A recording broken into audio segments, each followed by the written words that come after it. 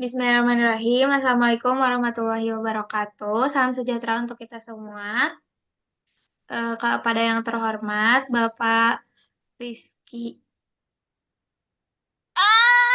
Lupa. Rizky apa? Rizky Taufik Hidayah, bener gak? Betulis. Ntar aku cek. Udah benar-benar. Bener. Ya. Bismillahirrahmanirrahim. Assalamualaikum warahmatullahi wabarakatuh. Salam sejahtera untuk kita semuanya. Dan untuk yang terhormat, Bapak Rizky Taufik Hidayat, selaku dosen pengampu dari mata kuliah Manajemen Pemasaran.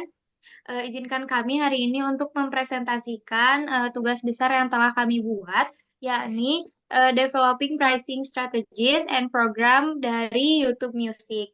Saya, Tadia Agnia Fitri, dan rekan-rekan saya. Saya Tiara Sofeni Azhar. Saya Naila Vina Husna. Oke, kami akan mempresentasikan mengenai Developing Pricing Strategies and Programs. Oke, di sini ada beberapa hal yang akan kami sampaikan.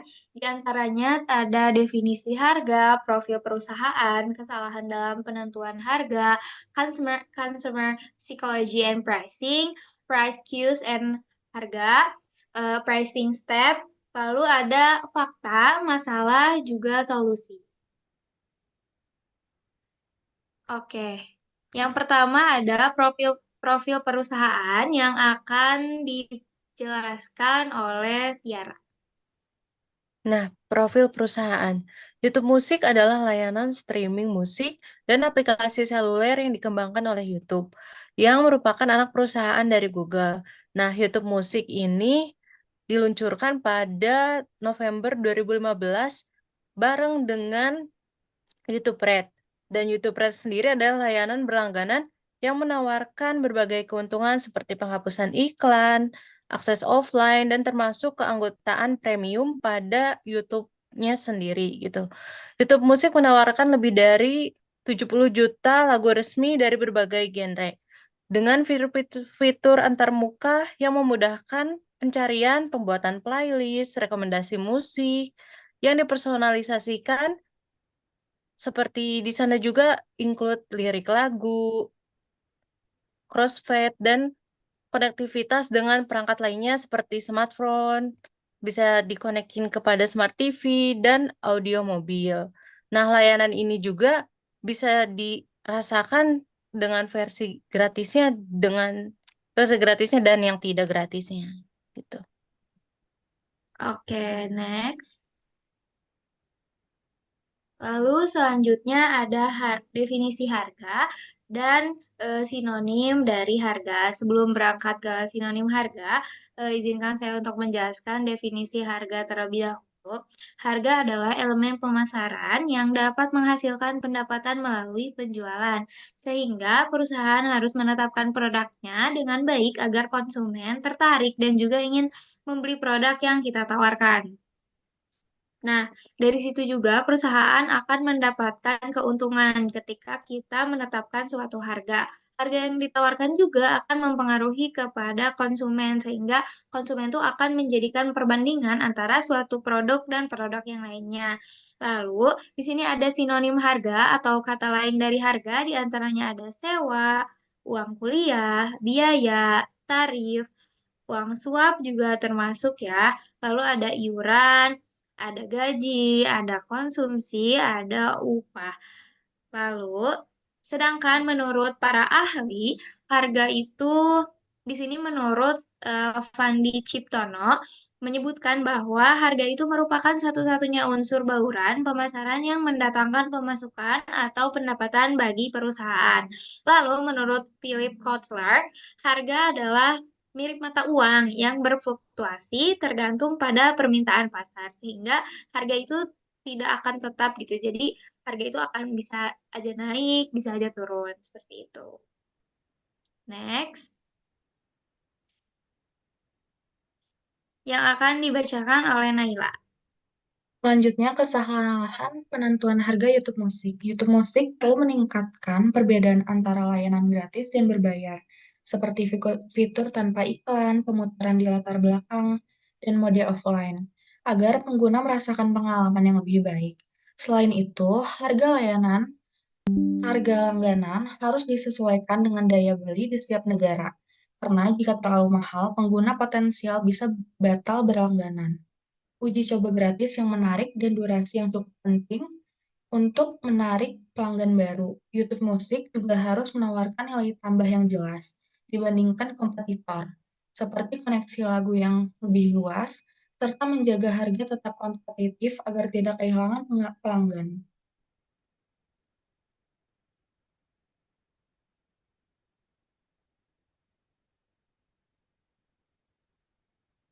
Selanjutnya, consumer psychology and pricing. Yang pertama ada referensi harga. YouTube Musik menentukan harga produk serupa dengan kompetitor yang lainnya, seperti Spotify, Apple Music, dan Joox. YouTube Musik menarifkan harga Rp44.990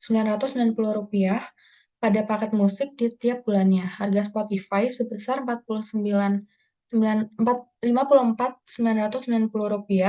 di tiap bulannya dan harga Apple Music Rp55.000 di setiap bulannya. Rp49.000 dapat dilihat bahwa YouTube Musik telah melakukan pencarian referensi harga agar sesuai dengan target pasar dan memuaskan konsumen. Yang kedua, price quality inference. Asumsi harga kualitas atau yang biasa disebut price quality inference adalah proses di mana konsumen dapat menilai kualitas suatu barang berdasarkan harga yang ditawarkan. Yang ketiga, harga akhir.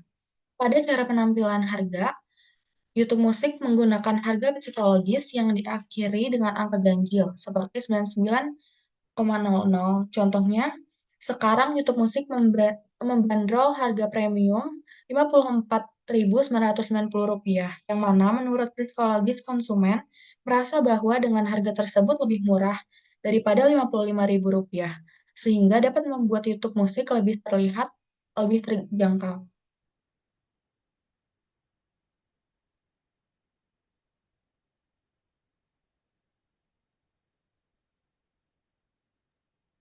Selanjutnya di sini ada price cues pada YouTube Musik.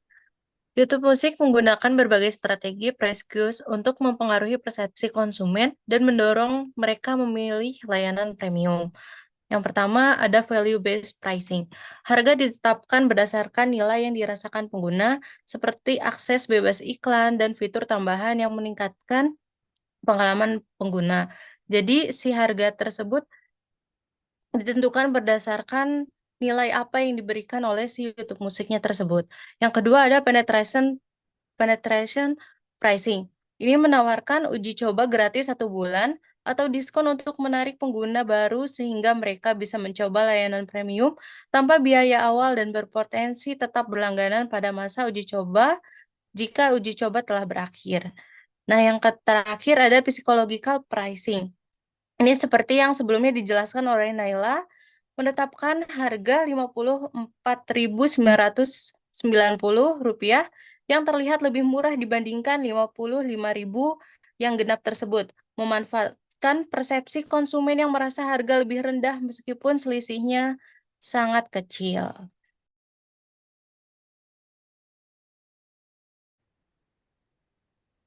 Sekarang kita masuk ke step in setting price.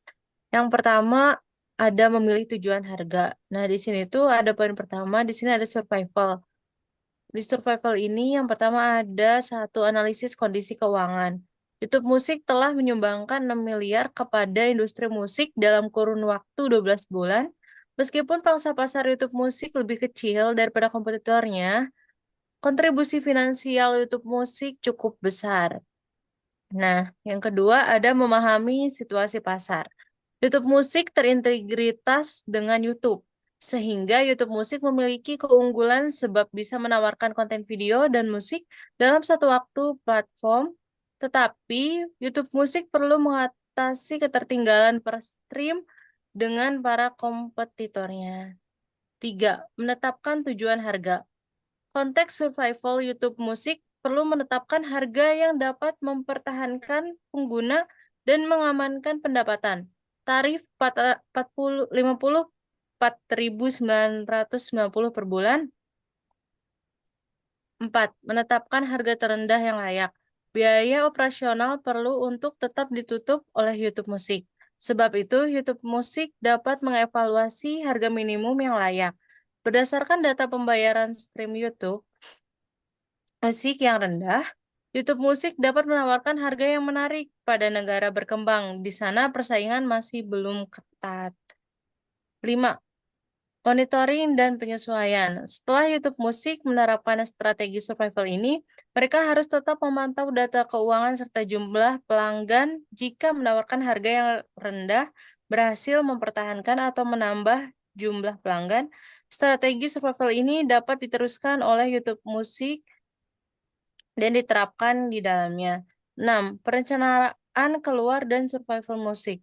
Dari survival musik, YouTube Musik harus mempersiapkan rencana untuk meningkatkan keuntungan jika situasi telah stabil. Untuk mendapatkan hasil tersebut, YouTube Musik dapat melakukan penambahan fitur premium dengan cara memberikan konten yang bisa diakses oleh pengguna yang telah berlangganan atau melakukan kerjasama dengan artis agar nanti si pelanggan-pelanggan itu bisa stay di YouTube Musik tersebut. Oke, selanjutnya. Oke, selanjutnya ada di maximum current profit. Nah, YouTube itu menggunakan maximum current profit dengan menggunakan iklan yang ditempatkan pada video musik untuk menghasilkan pendapatan. Nah, jadi kreator dapat memaksimalkan keuntungan dengan memilih format iklan mana yang paling menguntungkan, kayak gitu. Nah, terus yang kedua ada maximum market share. Jadi, pada tahun 2021, YouTube Music itu cukup menguasai 8% pangsa pasar langganan streaming musik di kancah global. Lalu pada tahun 2022 itu mengalami peningkatan hingga di 8,6%.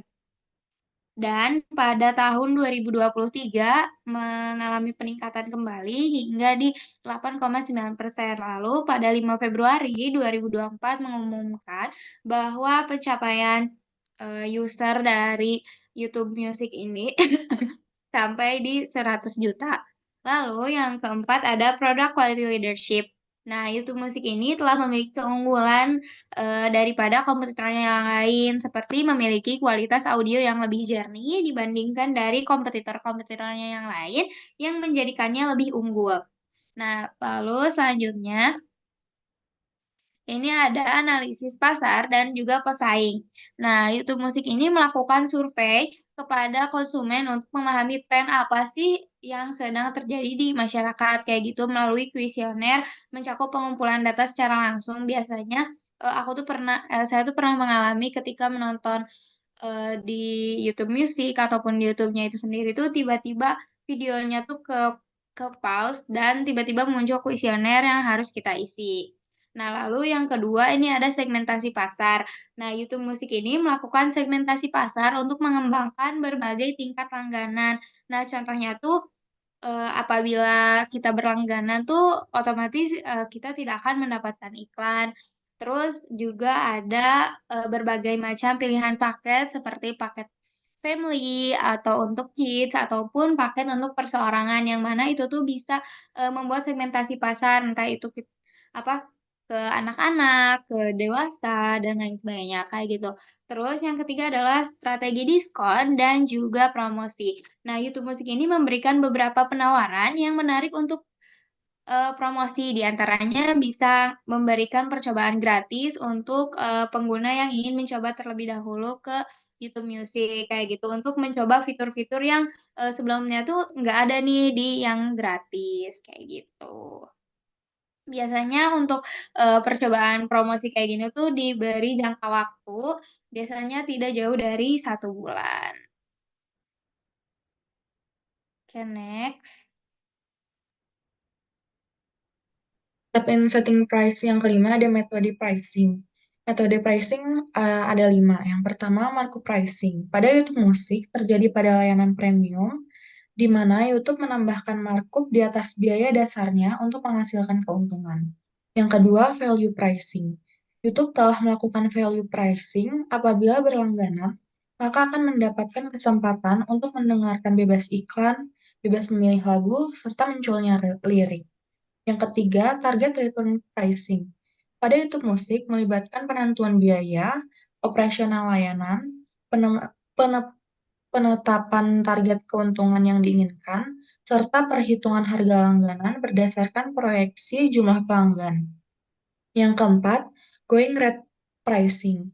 YouTube Musik telah melakukan going rate pricing karena harganya yang sesuai dengan para kompetitor yang lain.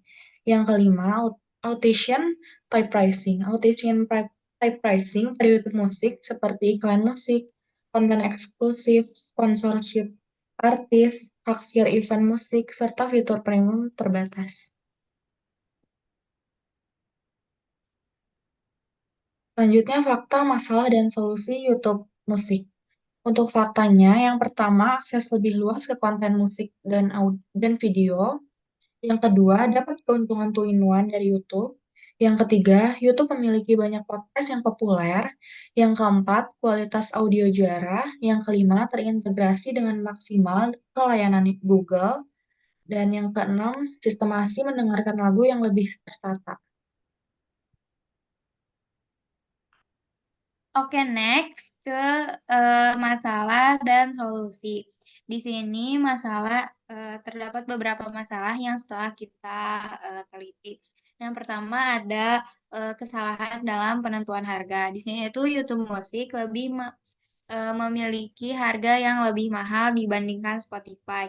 Jadi untuk harga si YouTube Music ini ada di 50 54.000 sekian dan hanya 1 bulan, sedangkan Spotify itu 50.000 sekian itu untuk 2 bulan kayak gitu. Jadi jatuhnya tuh lebih mahal untuk si YouTube Music. Terus yang kedua, perbandingan harga. Jadi pelanggan bisa mendapatkan 2 bulan berlangganan Spotify dengan harga 1 bulan satu bulan YouTube Music seperti yang saya jelaskan tadi. Lalu target audiens, pelajar dan pengguna dengan anggaran yang terbatas lebih memilih layanan yang terjangkau secara otomatis gitu ya. Pangsa pasar seperti mahasiswa ataupun siswa itu pasti otomatis memilih ke yang lebih murah. Lalu paket yang lebih terjangkau. Spotify ini menawarkan paket pelajar dan keluarga yang lebih menarik daripada bagi pengguna yang sensitif harga kayak gitu. Lalu solusi yang diberikan yaitu ketersediaan paket yang fleksibel, mendapatkan promosi secara khusus, lalu menyediakan paket bundling dengan YouTube Premium. Misalnya dengan membeli YouTube Premium maka sudah bundling dengan YouTube Music kayak gitu. Nah, terus memberikan pelayanan atau layanan tambahan. Lalu lalu melakukan pengiklanan video menarik di YouTube karena setelah kita amati gitu ya, ternyata YouTube Music ini kurang gembor gitu untuk mengiklankan produknya sendiri kayak gitu. Oke, terima kasih untuk presentasi kita hari ini. Mohon maaf jika masih terdapat banyak kesalahan. Wassalamualaikum warahmatullahi wabarakatuh.